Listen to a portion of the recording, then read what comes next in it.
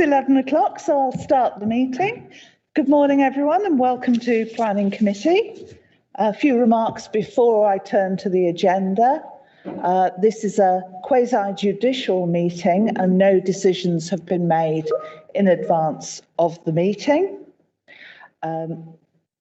Members sit on this committee as representatives of the whole council rather than as ward members.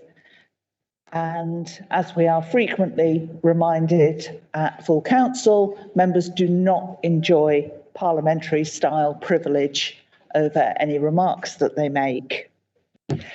We do have speakers today on 2 items. I will be handing over to Sean to manage the timing on those. As usual, it will be 3 minutes in total each way. So if there's more than one speaker, they have to share the 3 minutes. And the layout of the room is a bit awkward for speakers. Just because we're not making eye contact and looking encouraging doesn't mean that we don't appreciate what you're saying. In the council house, we're more linear and we can turn towards you, listen and look at the reports at the same time. So the fact we're scrolling up and down the report is that we're taking what you're saying seriously, not that it isn't. So turning to the agenda, item 1 is notice of recording and webcast. So this meeting is being webcast live and will be available subsequently, both on the council's meeting YouTube site, and it's very much quicker to go to YouTube and look for Birmingham City Council meetings than it is for me to read out the string of letters and numbers. And that members of the press and public may record and take photographs except where there are confidential or exempt items, of which I don't expect to have any today. Item 2 is declarations of interest. Members are reminded that they must declare all relevant pecuniary and non-pecuniary interests arising from any business to be discussed at this meeting. If a disclosable pecuniary interest is declared, a member must not speak or take part in that agenda item, and any declarations will be recorded in the minutes of the meeting. That's the standard Birmingham City Council declarations of interest notice. In addition, during planning committee, you may hear or see members excuse themselves on the grounds that they've already expressed a view on an application or a site. And again, that is recorded in the minutes of the meeting. Apologies. I have apologies for absence from councillors Cornish, Donaldson and Suleiman, and apologies for lateness from councillor Stanford. Chair's announcements. All I've got is the next 3 meetings. So we will be switching during February to a 3-week spacing rather than fortnightly. So our meetings will be the 3rd and 24th of February and the 17th of March. Item 5 is minutes. We've had the minutes of the meeting held on the 6th of January. Are you happy to agree those? Agreed. Thank you. And that brings us on to planning applications, which are arranged in geographical area. We start today with the East area, and item 6 is 1 to 5 Shirley Road, Acox Green. We do have speakers. The order in which we take things is that first we have updates, then we have speakers, then our officers will respond to what the speakers have said, and then members will make comments and ask questions. So we'll start on 1 to 5 Shirley Road with the updates. One update, Chair. Members have received an email from Julia Larden of Acox Green Focus Group. And I'll read the email out if that's okay. Dear Planning Committee members, on Thursday 20th at Planning Committee, you will hear a speech on behalf of the Acox Green community, objecting to the application for the former Burton's building in Acox Green. Each of Burton's many Art Deco buildings across the country were individually designed by Burton's own in-house architects. I would like to draw your attention to detailed information, and in particular, a collection of images for this unique property in this blog post. The images are attached to the email.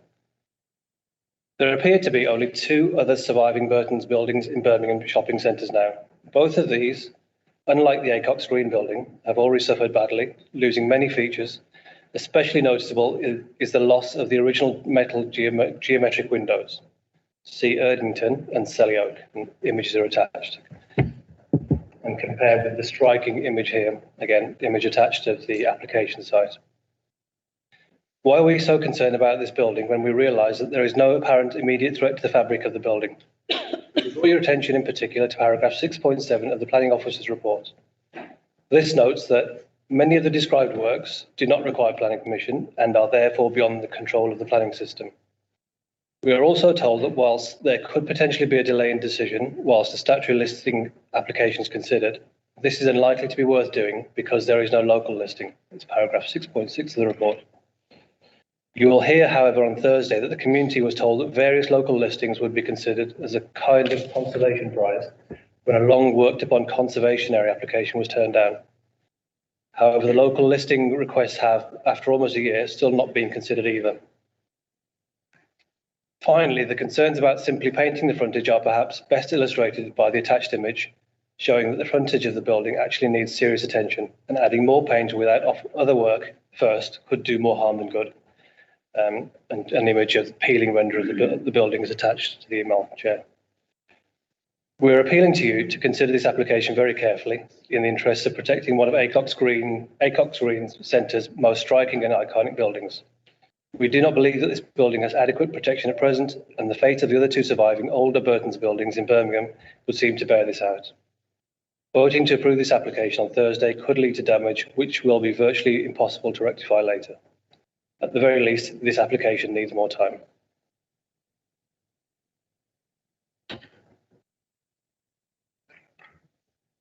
If you'd like to respond to those points before we go to speakers. Just to point out, Chair, that the application is solely for the flue at the rear of the site. The other matters connected to the proposal, which are for the conversion of the building, or the ground floor of the building, to a restaurant, and the elements of alteration to the front of the building, which include painting of the shop front and powder coating, don't require planning permission and therefore aren't consideration. Thank you. I'll hand over to Sean then to introduce our speakers. Thanks, Chair. We have 2 speakers. The first is an objector, Councillor Roger Harmer. You'll have 3 minutes. I will jump in some 15 seconds before the end just to let you know your time's nearly up, but start when you're ready. Okay, thank you very much. Yes, I'm Councillor Roger Harmer, and as the email read out said, I'm speaking on behalf of the Acox Green focus group and their objections. Julia Darwin, who wrote that email, has to isolate, so 10. As she said in her email, 1 to 5 Shirley Road, Acox Green is one of the many Burton's buildings individually designed in the 1930s by Burton's in-house architect with overall Art Deco specification. Within this overall specification, each one had different features, and this iconic building, arguably the best in Acox Green shopping centre, contains a wealth of many features, especially including the original windows. You cannot know what will happen to this building once it is taken over by the new owners, and obviously permitted development rights currently allow for the destruction of key features such as those windows. When it comes to building and conservation, Acox Green has been treated very shabbily. Last March, a long worked on conservation area application was rejected, and instead, a conservation prize offer was made to undertake local listing work in Acox Green properties. Nothing has been heard of since, although our Burton's was on the submitted list. Perhaps it was felt that the Burton's was not at risk at the time. 6.6 of the report, it was stated that Acox Green Burton's building is now a non-designated heritage asset. It is noted that an application for Historic England statutory listing is being considered. However, the request delay on this planning application until this is decided is turned down on the basis that the building is not currently locally listed. This feels like a catch-22 situation. can't get local listing through the risk, and then when there is, you can't get it quickly enough. Matter. We're calling for this building to be locally listed for its better protection now. As a supplementary matter, in this application, it is also noted that a clause in the approval notice would be added, preventing it being used as hot food takeaway facility, which would be separately enforced if breached. However, Acox Green is already in excess of the 10% rule on hot food takeaways, which is why the previous application was turned down. Hot food facility has been removed from this replacement planning application, which appeared almost straight away after the rejection of the previous one. And if this then slides into becoming hot food takeaway, can we actually rely on enforcement? We already have several long-running hot food takeaways in Acox Green operating without planning permission. Planning enforcement is so slow as to feel pointless, or in one case, decides that despite planning permission being refused, nothing will be done about it when the takeaway opens anyway. In summary, we are calling for a defer minded to refuse vote here. We would hope for such a decision today to at least give long enough to then pursue the local listing issue, allow the application to come back to committee with that protection. Thank you, Chair. The next speaker is the agent who's speaking in support of the application, Mr. Siddiq. You two have 3 minutes, and I will, as before, jump in 15 seconds before the end. Thank you. You're on your own. Thank you, Chair, and for the opportunity to speak. I think the local people, local community there are very fortunate that the person who purchased the actual building wants to retain the frontage of this building. So is happy to work with the council in relation, if it does become listed down the line, in similar format. In relation to the frontage of the property, the works to be carried out would be in accordance with what the requirement would be for that particular style of building, and if it was to be repainted or fitted on the front surface, it would be consulted with an appropriate conservation aspect in order to provide the correct paint and the correct method on the front. In relation to the shop front, we're not changing the shop front at all. There's no intention to change the shop front in any way at all. The client actually respects the building. That's the reason why he actually purchased that building. But in relation to windows on the front of the first floor long term, it would implement the same style of window in the different format in the sliding sash. There's no intention of doing any work immediately that would harm the building. I think that needs to be considered in relation to the application. The actual application is to create a restaurant which is serving healthy food, creating 30 full-time and part-time jobs. And I think, as the colleague who spoke earlier, you'll be aware of the situation is Acox would have been neglected in relation to conservation, but it's also being neglected in relation to the diversity that this kind of restaurant can provide within the vicinity. We're finding that the takeaway system is, and fast food is becoming not just in Acox Green, but throughout the UK. We deal with a lot of national brands. This national brand that's coming to the locality, provide a quality product, which we feel will implement other local people from outside, maybe from Yardley and other local areas that we attach onto, from Tysley, from Sparkhill, Sparkhill, to utilise the facility and hopefully increase the footfall and to get the upkeep of the local area. So we would like this application to be considered on its grounds and merits as it stands. And like we said, we're more than happy to actually look at working with the local group in order to implement the benefits of this building. As it is a very elegant building in its way. So we would request that this application be looked favourably for reasons that we stated in terms of the uplift of the area, the job creation, and like I said, the 15 seconds. With the local authority in relation to the property. Thank you very much. Thank you very much. It's just important to hit the deadlines for this kind of branch, because once they're taken on board, they have a certain time period to get this thing open, as it starts costing the actual. Okay. Thank you. Thank you very much. Chair? Thank you. Thank you to our speakers. Do you want to come back on the points raised?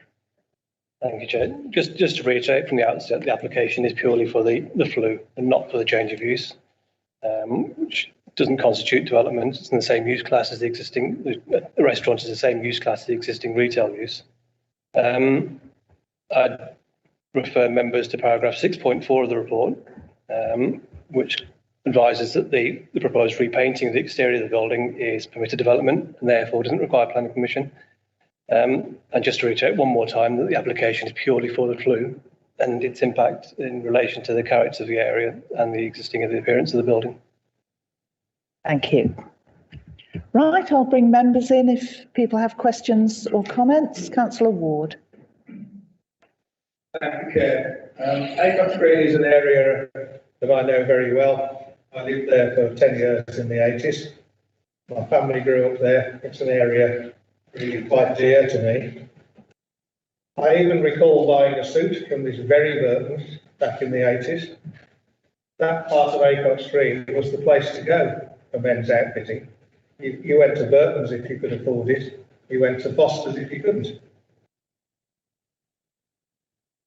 I wish the local people from Acox Green well with their attempts to get this building locally listed. It is iconic. And the upstairs windows, which to be honest, I didn't notice back in the 80s, but just looking at that picture in the report we've had today, they're fabulous. So I want to see those retained, and I'm pleased to hear the positive comments from the agent. We have Boris Johnson's government to thank for taking away another measure of local control about planning. Rightly or wrongly now, a restaurant is in the same category as a retail shop. There's no discrimination between the two uses.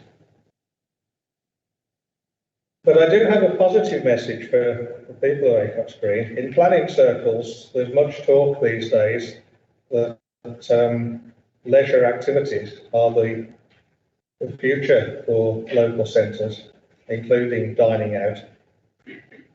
And of course, there's always the question, which is better, another restaurant or an empty shop unit?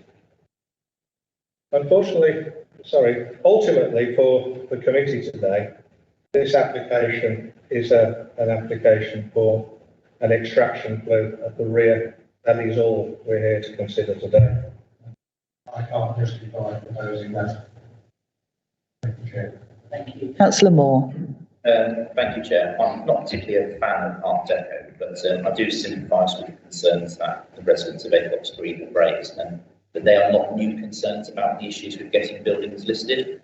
Other community groups and heritage bodies have raised such concerns in the past, and it's disappointing that despite such concerns being raised, we're here today being told that those issues have not been fixed and it's still incredibly difficult to get heritage assets protected. And I do hope on the back of this that we do take this away and make sure that we put those measures in place to protect the heritage buildings that exist in Birmingham so that they're not lost for future generations to benefit from. I'm also concerned about the alleged takeaway element that may take part in this, and it's difficult to judge how likely that's going to be because it doesn't actually state who the applicant is. I know there's been reference to the brand, but it seems to be rather secretive despite the changes to GDPR. So I'd be very interested to know, because there are some takeaways out there who trade on the basis of they're going to be a restaurant and they stick a couple of tables and chairs out, but they operate over a hot food counter. There are a number of takeaways who operate on that basis but try and class themselves as a restaurant. So without knowing who the applicant is, it's very difficult to judge how likely that's going to be here. But I would hope that, given the concerns raised, that planning enforcement will be proactive, and when this is operational and at some point afterwards, that they would check to make sure that it is a restaurant use and it is not a takeaway, and that if it is found to be a takeaway, they actually take some enforcement action to ensure that it's brought back into line with the planning process. Like with Councillor Ward, I'm sympathetic to the residents, but at the end of the day, we're here to consider an extraction flue. That is all we can consider, and on that basis, I'm happy to support the application, but I do share the concerns that have been raised about the potential use of these premises. Dawn, you wanted to come in on the takeaway point? Yeah, just to clarify, Councillor Moore's made the point that we're not really here to discuss takeaway or restaurant use. We're just here to discuss the flue. But just for your information, In terms of the new use class, it's Class E. It refers to it as it's for the sale of food for consumption on the premises mainly. And I think it's fair to say that at the moment, there's probably been little action taken on what does, well, the word is mostly, not mainly, but what does mostly mean? Does mostly mean that 51% of the business has to be food on the premises, or is it a greater proportion? So I think those kind of things will come out through actions taken by councils up and down the country over the next few years.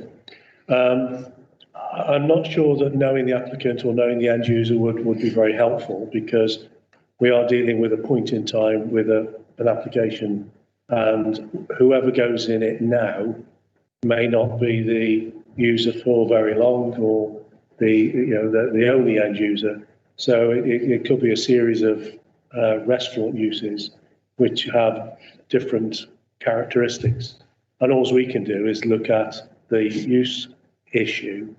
So when it does open as a restaurant, we wouldn't automatically go and check it from an enforcement perspective. We would assume that they are complying, as we would assume that with any other business or any other use. But of course, if there are complaints from local members or local residents that there is an excessive amount of takeaway, then we would investigate and take whatever appropriate action is necessary. So that will be for the future. But bringing us back to today, we are simply concerned with, is this flue at the back of the premises acceptable or not? And our advice to you is yes, it is. Thank you, Chair. Thank you for that clarification. Anybody else want to speak on this one? Councillor Straker-Wells. Thank you, Chair. And yes, we've been reminded the non-served towns that we're considering through, although I do respect the interest of non-served residents in the community about protecting their heritage and garden, what they consider is. But unless I misheard, I got the feeling from what the agent said that he's very willing to work with local people on trying to protect the heritage aspect and to like safeguard the integrity of the locality. I just like to check if I got right. That's certainly what I heard. Yeah. Which is very positive. But given that we are looking at the flue, we can only hear it and hope that that is respected. We can't condition something else that doesn't relate to the extraction flue. Anything you want to add? Nothing further to add, Chair, no. Okay. Are you ready to vote then? Okay, bearing in mind we are voting on the installation of the extraction flue to the rear of the building. Can I see those in favour?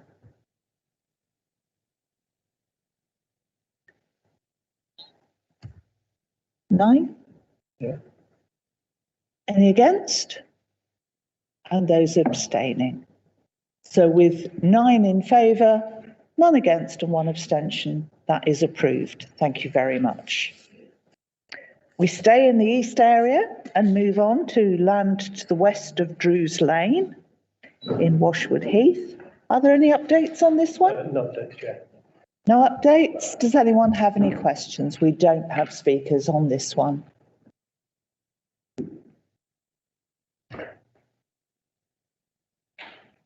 No? Having studied the report then, are you ready to vote? Can I see those in favour of this application? That's 10 in favour, which is unanimous, and therefore that is approved. Thank you. We're now changing over to the northwest. And we do have speakers on this item, which is land off Barnsley Road in Edgbaston, but I'll ask first for any updates when you're ready. Thank you, Chair.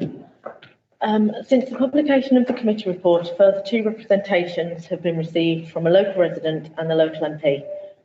These representations raise a number of queries relating to the content of the report and conditions, whilst reaffirming their objections, which are reported in the case officer's report. I can confirm that future tree planting would be covered by condition 12, hard and soft landscaping, and 10% of parking spaces will be provided with electrical vehicle charging, the equivalent of 1 space. Points of clarification were raised in these representations regarding the residential use, affordable housing and proposed dwelling sizes. These points are addressed within the committee report. Thank you. Thank you. So I'll hand over to Sean again to manage the speaking process. I won't say manage our speakers because that sounds a bit rude, but manage the process. Yeah, I think we maybe I'll just read out some of the points in the MP's letter because that came. Okay, if you want to do that first, that's fine. Yeah, so that came late yesterday. So this is from Preet Gill MP.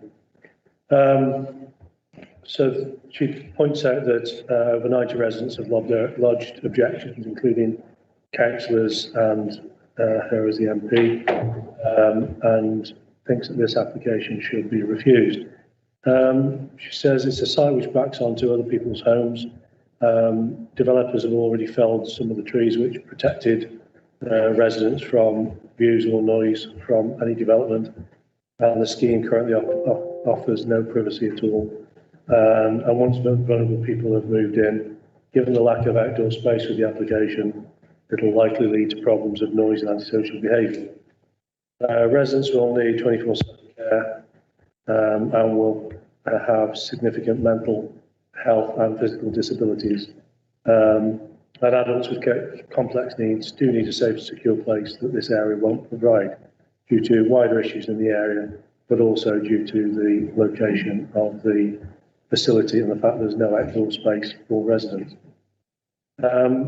She's checked with Commissioner and officers at the council who've confirmed that there's only a requirement for 8 to 10 people within Birmingham who require this provision. So she queries why are 17 units being built. And also points out there's been a number of day centres and other community buildings that are vacant due to lack of funding, and wouldn't it be better if these buildings are used? Given that none of the people identified have a connection to the area, she questions why is it necessary to build this space, and has concerns that that existing issues with antisocial behaviour, crime and drug use, in part due to the number of HMOs and exempt accommodation in the area, and she's concerned that this proposal will exacerbate the situation. She points out that police resources are overstretched and has strong concerns about placing more vulnerable people in the area. She has a considerable local knowledge, unlike the developers who are based in London. And she's also concerned with the accuracy of the information supplied,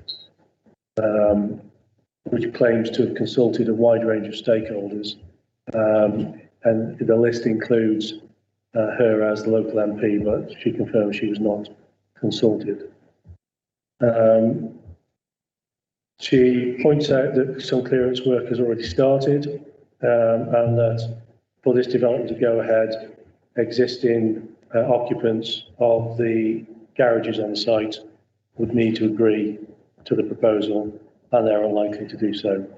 And she confirmed that she strongly objects.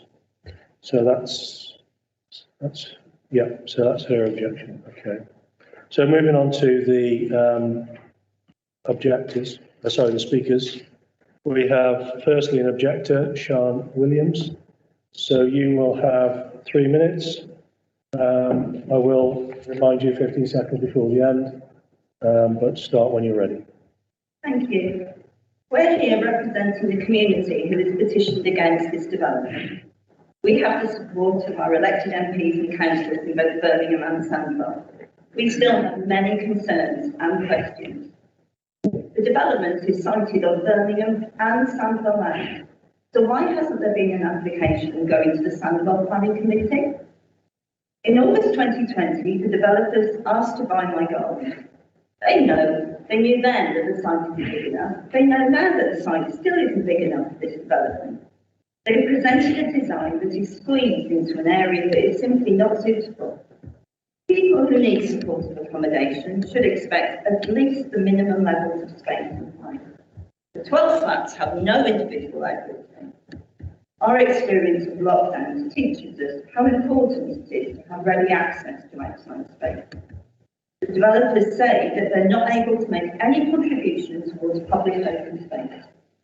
I don't think that's acceptable, especially when they cite Libraries Park as an option for residents to use. They clearly don't understand the local area. The report at point 1.4 refers to a small strip of landscape land called the Garage Plots. This is proposed as an amenity space, but that land does not belong to the developer, it belongs to the residents of Barnsley Road.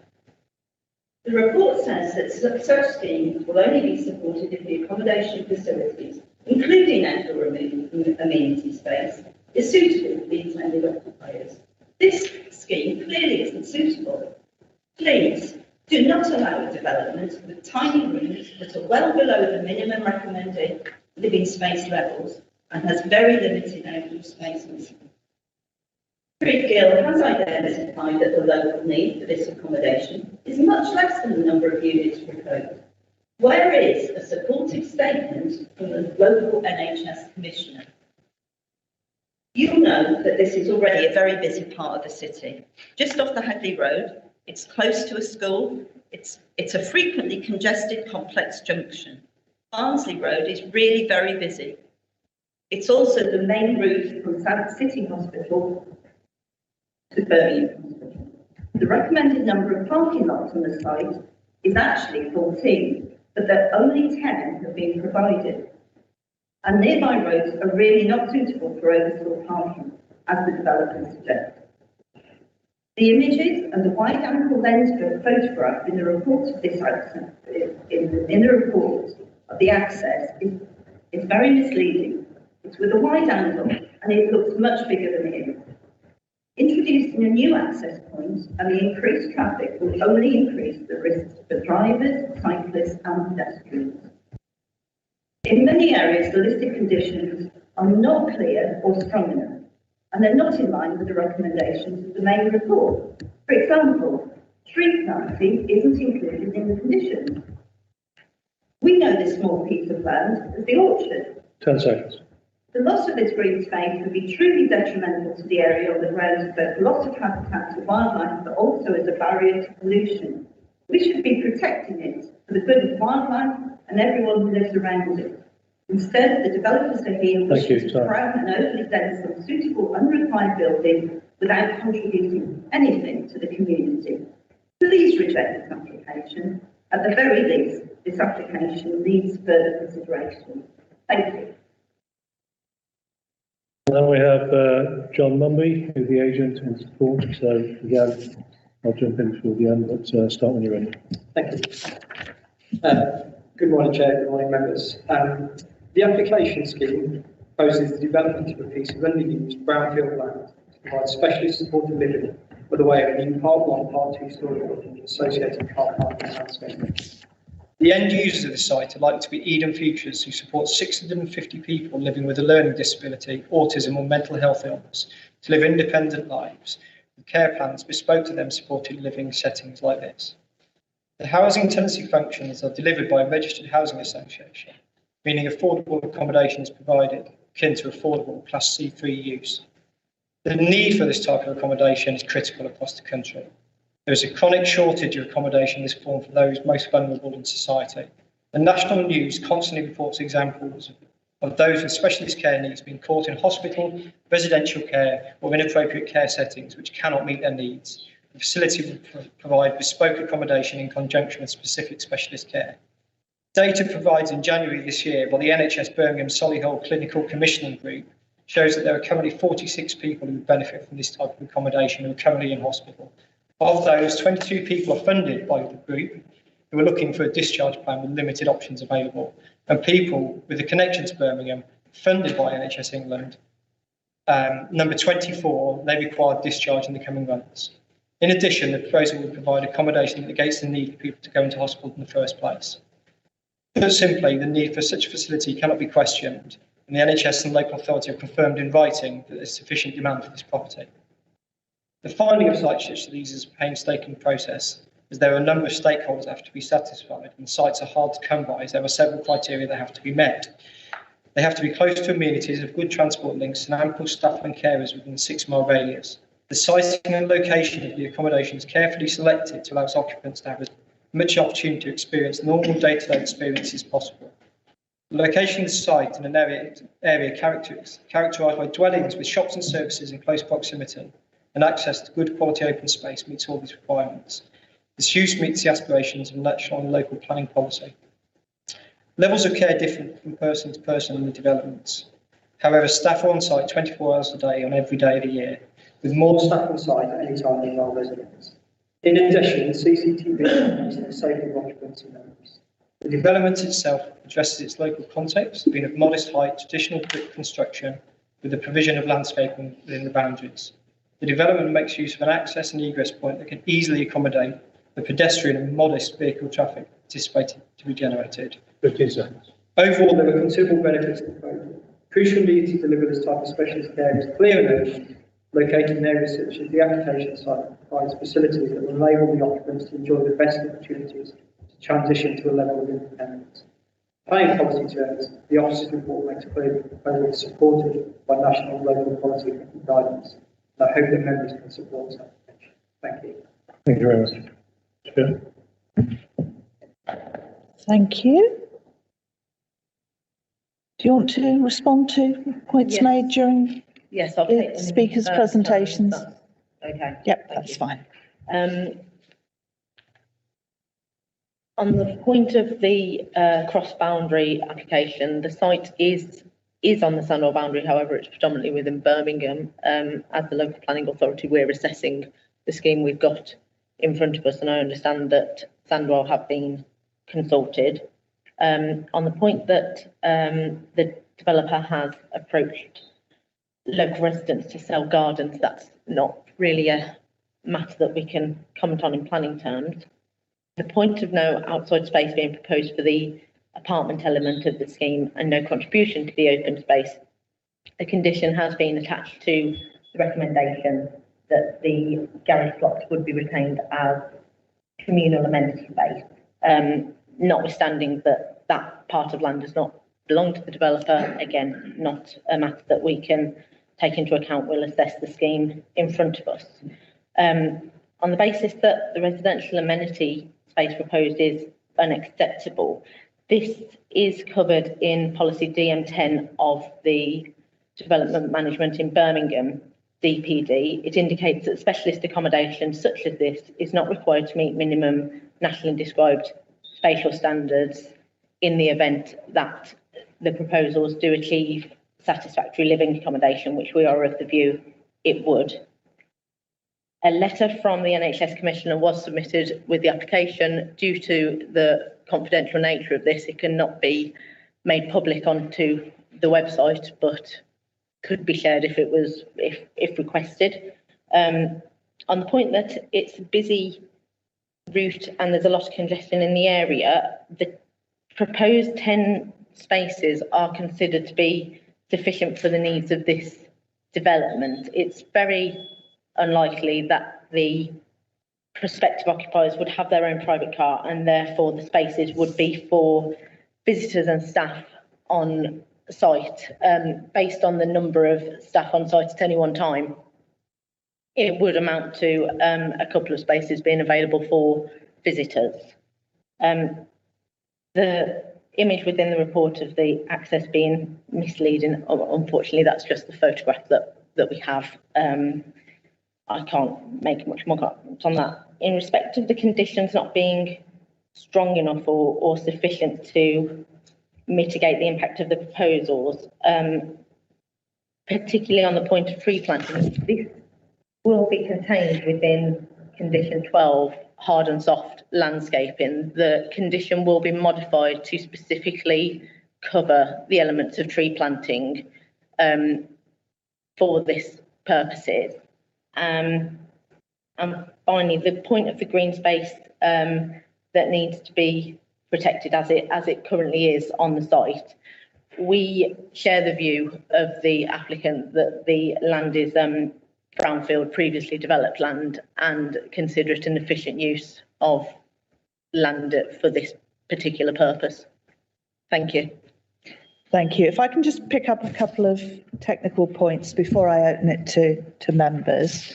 I've gone into the Planning Online portal, and it does show that Preet Gill MP was consulted on the application. It may be, she was saying there wasn't pre-consultation. Yes, that's what she said.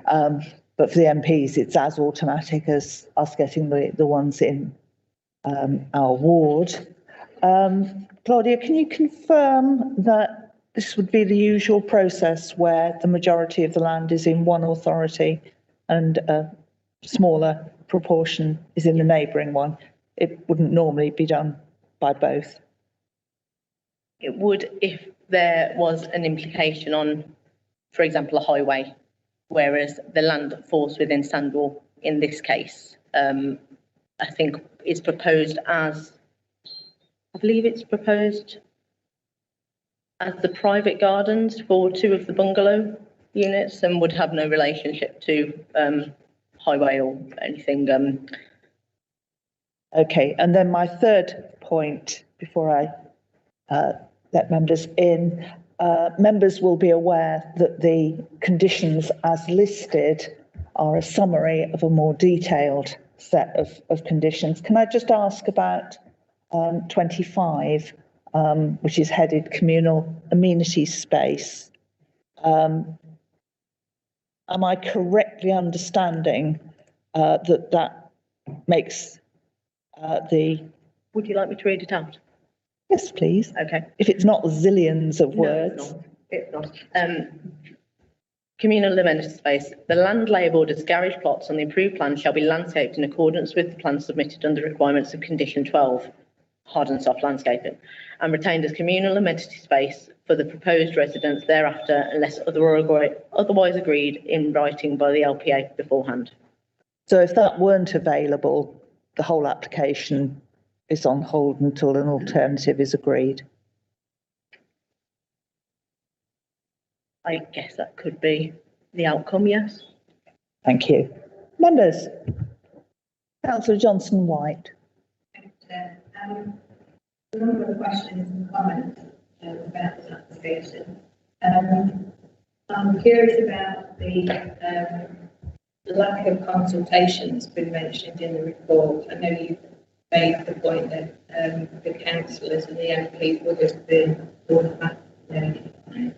In terms of the residents, if there had been consultation, would that have been, or has that been by way of a public meeting, or is it just a letter drop? Given that it's Birmingham and Sandwell, have all of the residents that might have needed to have been had the necessary consultation? And I guess my question is what was the consultation that the developers have done? Can I just check whether you're asking about the formal consultation that we do or any pre-consultation by the developer? Thank you. In the report, it's 6.21. It states about the size of the units, the apartments, and it acknowledges that the apartments are not in line with the nationally prescribed space standards. The national prescribed standards being 37 square metres, whereas these units are 28. Now, I think that's quite a downsize in terms of moving away from the national prescribed requirements, guidelines. And I think given the limited outdoor space, that is a concern that I have about this application.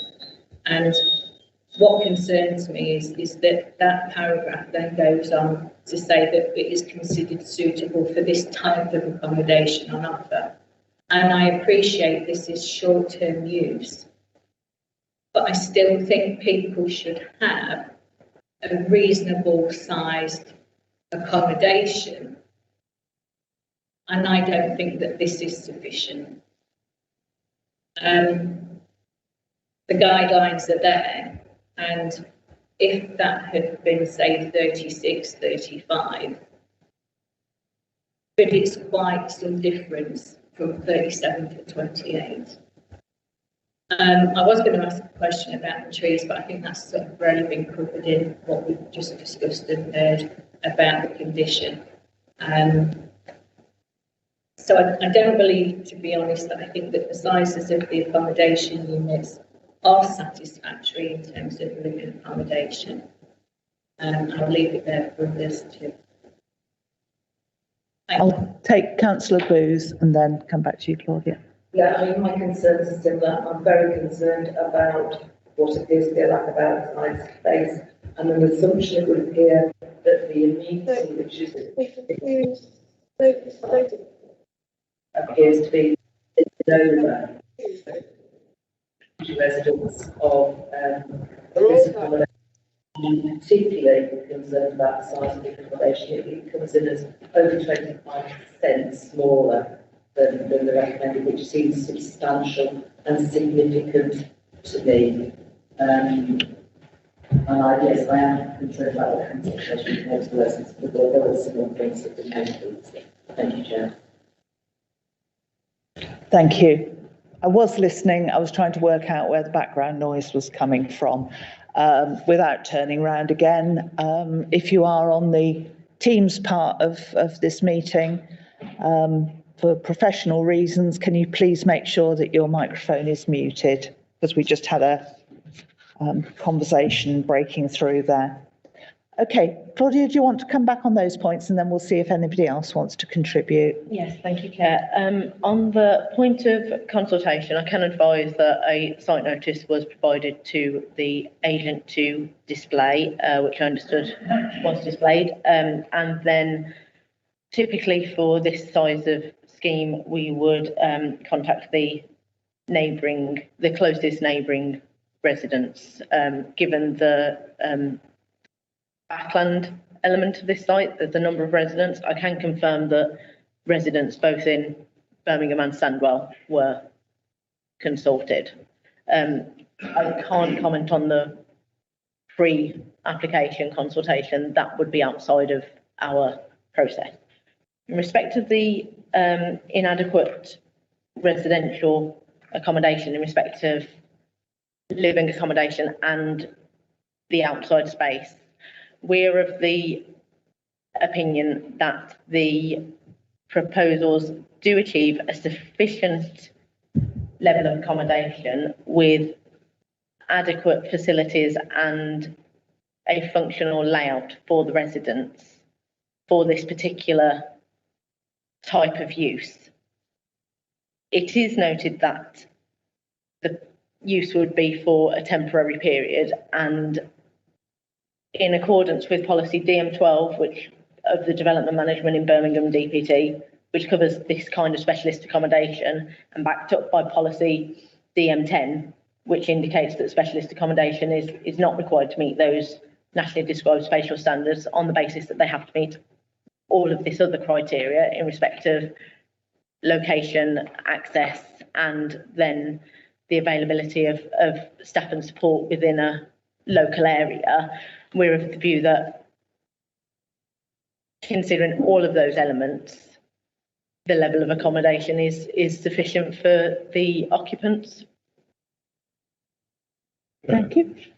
I think it's fair to say that if the accommodation wasn't intended to be temporary accommodation, then that difference in the national space standards and this, we perhaps would have given more weight to. But as it's a temporary accommodation for a limited amount of time, we feel that functionally it's sufficient. Councillor Azim, you indicated you wanted to speak. Oh, sorry, Claudia. Sorry, can you clarify? Hang on just a second. We're trying to pick up on the last question. that how many trees are going to be planted. Okay, Most of them are going to be removed, and I don't know how many new trees are going to be planted. That's very important. Okay, can you pick that up once you've answered Councillor Booth's question? Councillor Booth, can I just confirm it's the outdoor space in relation to the private gardens for the bungalows and the communal? No, I'm talking about the communal space. Just the communal. I wasn't clear that that communal space, I don't think it is actually owned by the developers. It appears to be communal space for the whole community. That is those people living on Barnsley Road and the other surrounding roads. And it now appears to have been taken on that will be used as the communal space for the development. Right, I understand. So, in respect of a planning application, we assess what is within the red line boundary. The matters of land ownership and whether any land purchases are required to facilitate the development is not necessarily something that we can consider in our assessment of the planning application, excuse me, on the basis that the correct certificates have been signed for the application form. I suppose what I'm asking is, the land which they are saying is communal space doesn't actually belong to the development. That's as far as I understand it. Yeah, it's like I could apply for planning consent for your house. All I have to do is tell you I'm doing it. I don't have to get your permission to do it. Yeah. I always use it. Tandip, do you want to come in? Thank you. I was just going to make a suggestion with regards to the condition that you've heard from Claudia about the amenity space being provided. If I heard it correctly at the moment, it's a positively worded condition which requires them to provide it. So I was going to suggest that we might want to strengthen that wording slightly by turning it into a negatively worded condition to say that the use can't come into operation until that amenity space has been provided, so as to have a clear marker there, and thereafter for it to be continued and operated and made available as long as the use is in operation. And that would, I think, give us a stronger footing if, for any reason, that condition is not to be complied with. Tandip is our legal advisor in these meetings, and our convention is that if officers put forward an amendment to conditions, we will accept that unless members object. I don't usually put it to a formal vote. Is everybody happy with that amendment to the conditions? Chair, I think that's something, I think we certainly support that, and that was the rationale behind the condition 25. Because on the plan it was shown as garage site, the site of garage blocks that would be landscaped, but it wasn't sufficiently certain, so that condition then makes that certain. So there would be some outdoor space along with the use, and if that requires the developers acquiring that site before they can commence the use, then so be it. Okay, any more questions? Can I pick up Councillor Azim's point on trees? Yes, of course. At present, the landscape proposals are at a very early stage, so we don't have the detail of exactly how many trees would be planted, but that would be subject to consultation when that condition is worked up and prepared to be discharged by the applicant. Councillor Moore. Thank you, Chair. In principle, I don't actually have an issue with the application. I think certainly in terms of providing assisted living for those with disabilities, I think purpose-built accommodation is the best route, particularly when you look at the alternatives that are often used, like HMOs and exempt accommodation. So I think it's far better to go down this route. However, I do share the reservations that others have raised in terms of the immunity for the future occupiers, particularly given it's been touched on, it's below national space standards.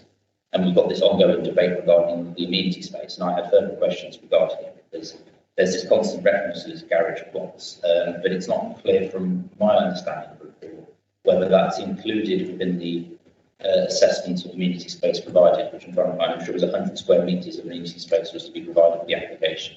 Does that include this plot? And if not, is this in addition? And if so, how large is it? Because it doesn't give an area doesn't indicate how large it is. So I'm going to clarify that because I just want to see, is this, if it comes to pass, is it a net gain, and if so, by how much? So the figure that's included in the report, I understand, relates to the private gardens, which in total amount to about 100 square metres. The garage plots, communal amenity space, I think measures at about 160 approximately square metres. So it wouldn't meet the standards for a typical C3 use, but in this case we consider it adequate for the needs of the prospective residents. And the location plan on page 15. On this occasion, it's a blue line rather than a red line, but it does cover the entire site up to the fences of the neighbouring plots. Okay, anything else? I think you've answered everything, Claudia. Sean, anything to add? No, thank you. Okay, in that case, I'm assuming you are ready to vote. Can I see those in favour of the application? I've got 3 in favour, 4 in favour. Those against?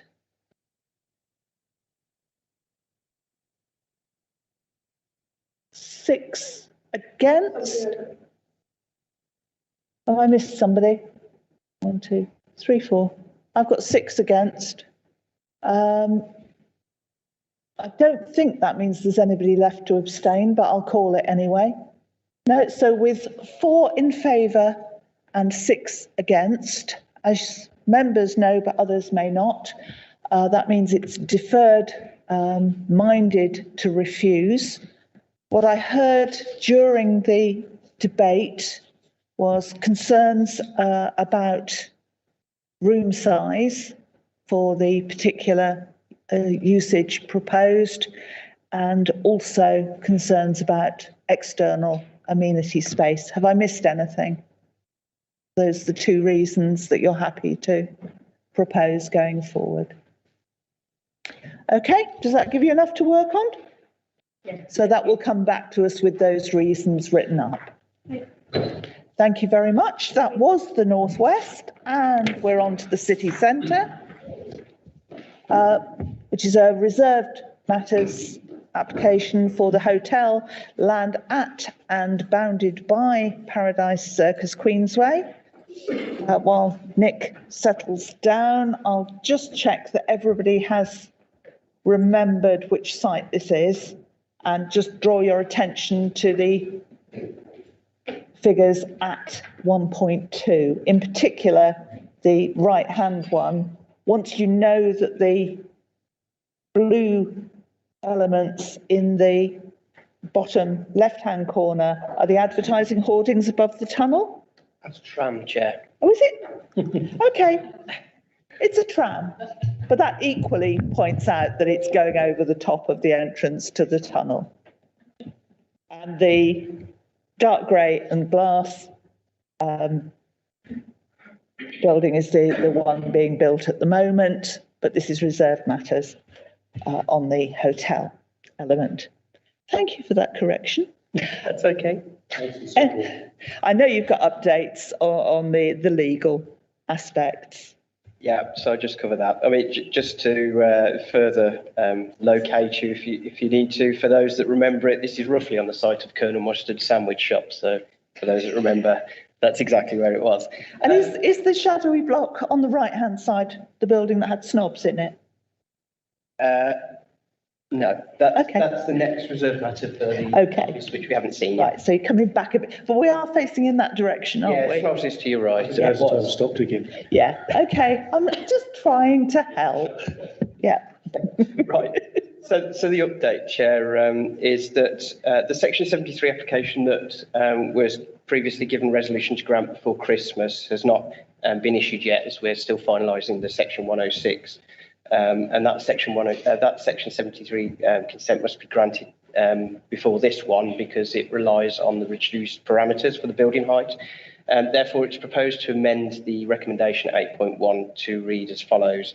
that planning application 2021/08106/PA be approved, subject to the completion of the planning obligation agreement in connection with application 2021/07244/PA. Thank you, Chair. Thank you. Now everybody's absolutely clear what we're looking at. Does anyone wish to ask any questions or make any comments? Councillor Moore. Thank you, Chair. I think in planning terms, I am supporting the principle of the redevelopment paragraphs, but I did have some reservations regarding some of the parameters that was agreed with the outline consent. Now, obviously, this reserve matters for the hotel is on the lower end of that, so I do welcome the revisions that have been made in that, so it has much less of an impact on the many existing buildings nearby, which many of which have huge significance. So I think it's a positive step forward in the right direction. I'm glad that's been the case. Been able to ensure that we take full time, particularly the Lord Memory, which is close by. So very happy to support this application, Chair. Thank you. Anyone else? Don't think there's anything there to reply to. Are you ready to vote? Can I see those in favour? That's 10 in favour, which is unanimous. So that is approved. That was the last of our applications today, just as well, or I'd get into even more geographical trouble. But we do have a policy report today.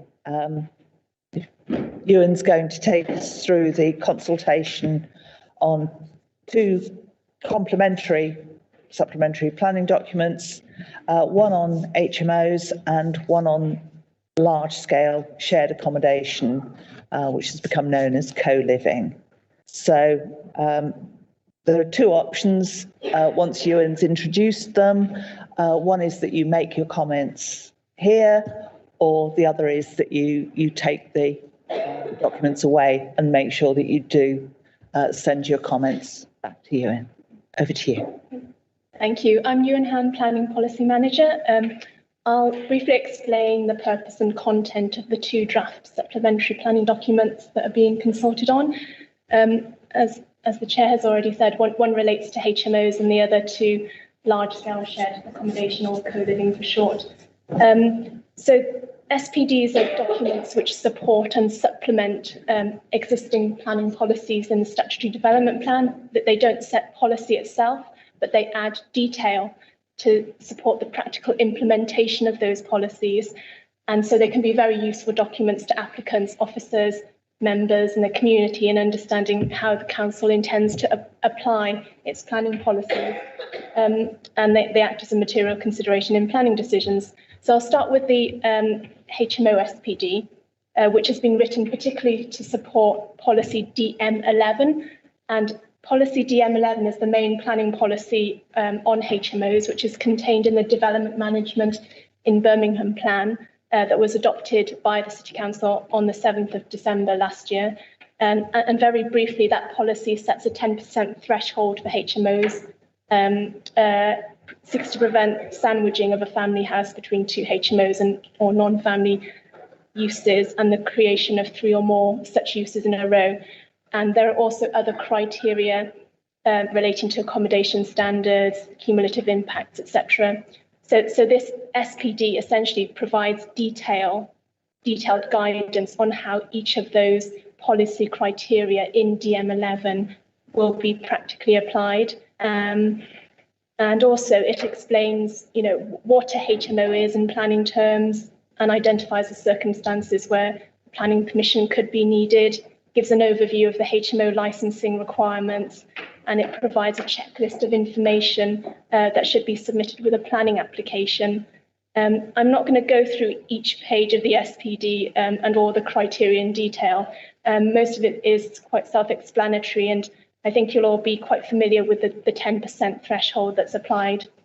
I think one key thing I wanted to raise there was the issue of exempt accommodation, which, as you all know, has seen quite significant growth in the city over the last few years. And there was concern that because exempt accommodation is excluded from the definition of a HMO through the Housing Act, that they would be ignored when it comes to assessing planning applications for HMOs. So that the approach taken and clarified in the SPD is that concentrations of exempt accommodation will be taken into account. So we've been working with housing strategy colleagues, housing benefits team and our GIS team to map all the exempt accommodation properties in the city. And this will be updated daily through a live feed from the housing benefits data. So we've produced a tool that is similar to the HMO tool, which identifies and calculates the percentage concentration of HMOs within a 100-metre radius of the application site. So that means both HMOs and exempt accommodation can be identified in parallel and be used to inform decisions. So I think that's one of the key things I wanted to highlight in the SPD. So overall, we think it will be a useful document and help supplement policy DM11 and support decision making. I'll move on to the next SPD now, which is co-living. So this is a relatively new and evolving residential subsector. It currently lacks a clear universal definition in terms of planning and doesn't fall with any use class.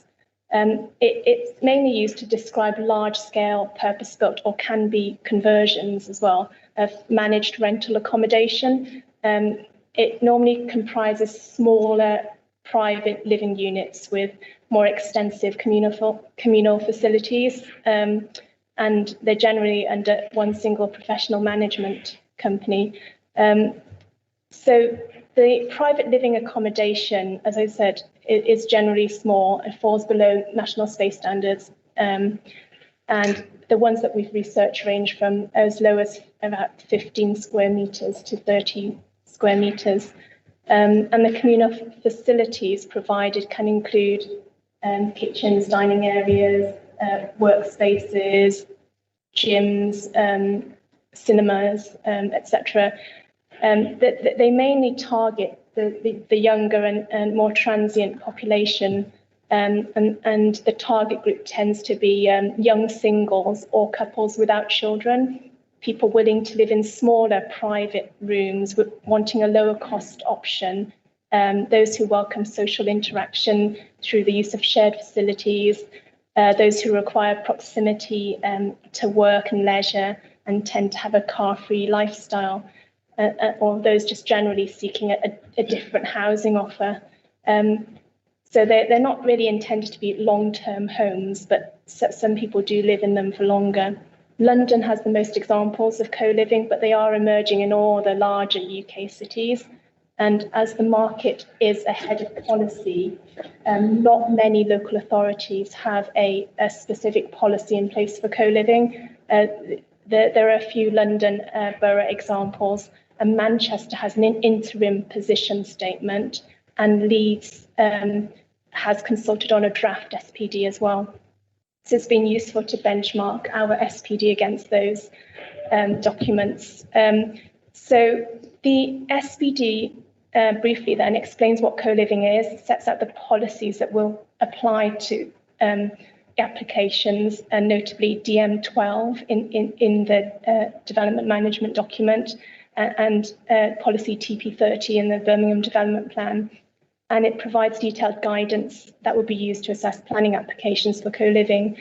In brief, proposals for co-living will be expected to demonstrate a need for the development, including evidence on the potential affordability of alternative rental options. Location-wise, we expect co-living to be focused only within the city centre, where it can be demonstrated that it provides added value to the wider commercial offer and is supported by recently arrived or new employers located within the area. It also sets out guidance on a minimum bedroom size, which is 27.5 square metres, a minimum amount of internal communal space per resident, and a minimum outdoor communal amenity space standard per resident as well. And it also clarifies that affordable housing policy in the BDP will be applied, as will the policy for the provision of open space for new residential development. And it also sets out the requirement for a management plan and what should be included in that management plan. So overall, I think in the absence of any current guidance, I think it is much needed, and especially since this is quite a new and untested housing product in Birmingham. Thank you, Chair. Thank you.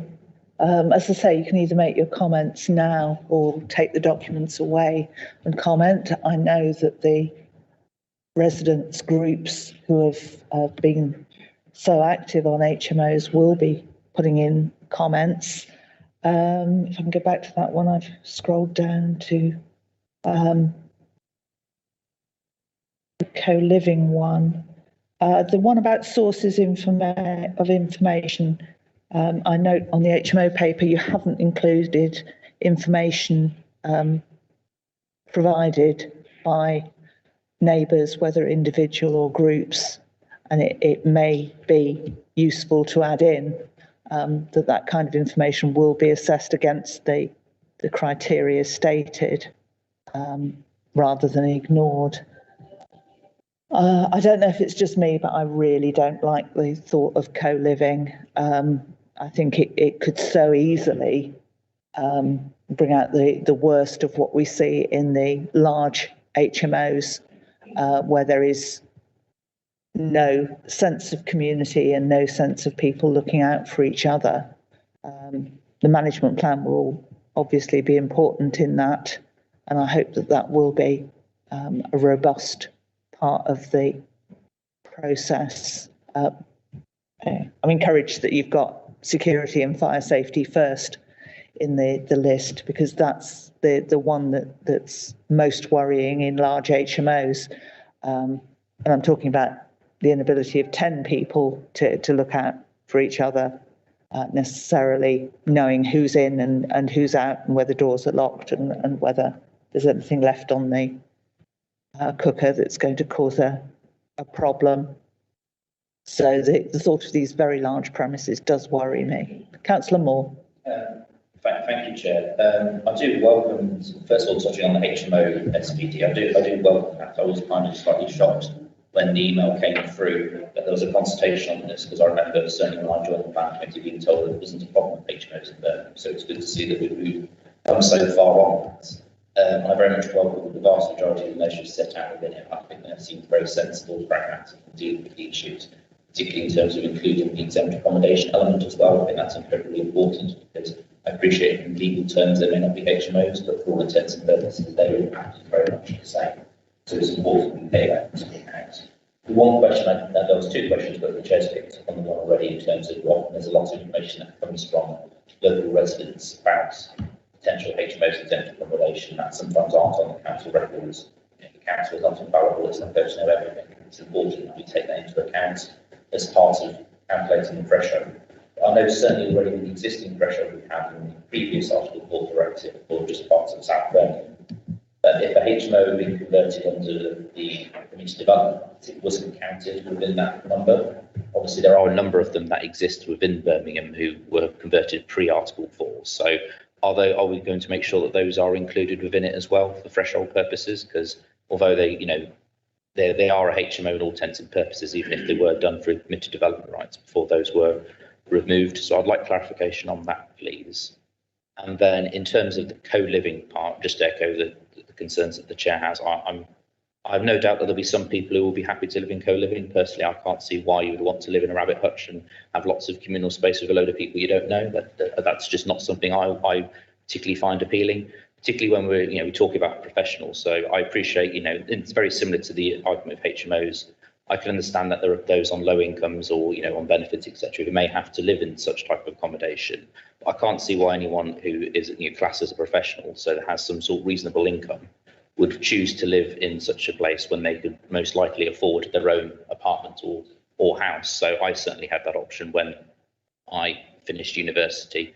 I was able to get a job and was able to get my own place. I didn't have to go down the HMO route so I can afford it. And I wasn't particularly on a great income then either. So I'm not quite sure where this professional market exists. So we keep being told that it does, but I don't see it personally. So I don't think there's going to be a huge demand in terms of co-living from that point of view. But it's important we do have protections in place to protect the community space and ensure that, whilst there may be rabbit hutches, I feel there are decent sized rabbit hutches, I suppose, is the best way to describe it. So, but I just welcome the idea that we're introducing a SPD around that issue as well. Councillor Moore. No, that was Councillor Moore. You can tell I'm ready for my coffee.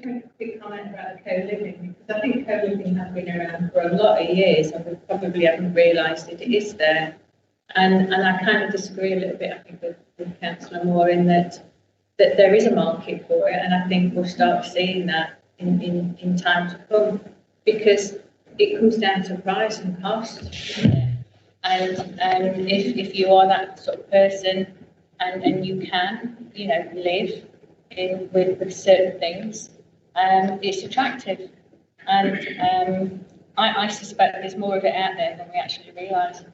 And I think it's great. Councillor Booth. Yeah, I'd just like to comment on a comment you made about people in co-living or housing occupation not necessarily having cars. Disagree with it entirely. Maybe those who are choosing to live in the city centre don't have cars, but certainly the impact in the more suburban areas of the city where houses are being turned from family home into HMOs, particularly the professional people, they are with cars, and that's causing a number of problems around small cul-de-sacs and roads in the city. So I'd be very, very careful making assumptions about people living there. Can I just pick up Councillor Moore's point about small HMOs with a history dating back to before the Article 4. We've seen quite a few in my ward of properties applying now for a lawful development certificate, which we believe relates to refinancing or selling the property.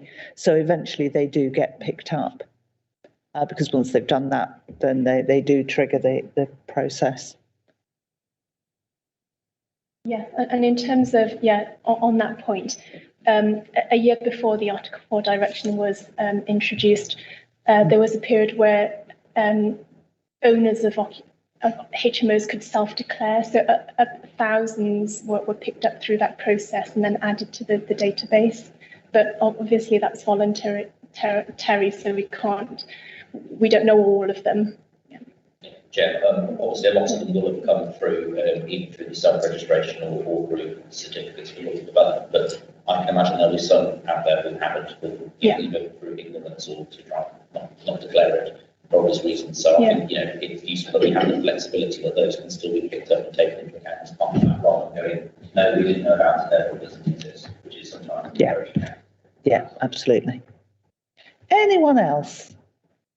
Right, you've got your homework, which is to go away, reread the documents and let you know your thoughts.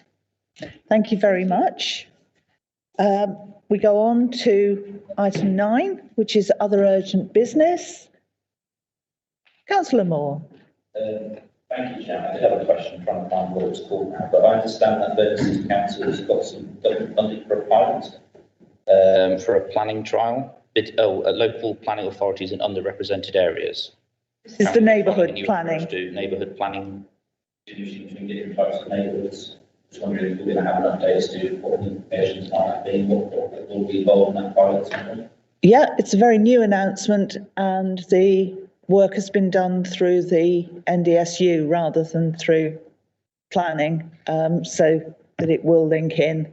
But I'm sure that we will all engage. And if you want somebody to come and talk about it, we can round somebody up to do that. Okay, Councillor Booth.